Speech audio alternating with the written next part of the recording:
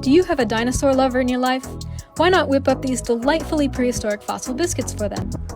To get started, all you need are some dinosaur toys and a biscuit recipe. I'll demo the Double Helix recipe here.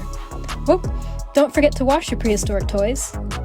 All of these dinos went extinct well over 65 million years ago, but we know about them thanks to fossils. Fossils are the preserved remains or traces of ancient living things. You're probably most familiar with body fossils, which usually occur when organic material like bone turns to stone.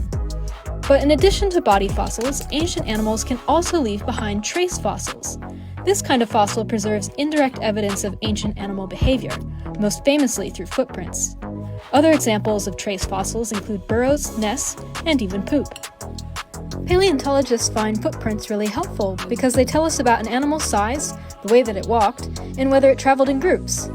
Recently, Queensland scientists found 79-centimeter dinosaur footprints. This means that Australia was once home to giant carnivorous dinosaurs, similar to T-Rex and Allosaurus. Okay, looks like we're ready to make our very own trace fossils. Now just pop them in the oven for 8 to 10 minutes, let cool for 15 minutes, then add on that colorful icing.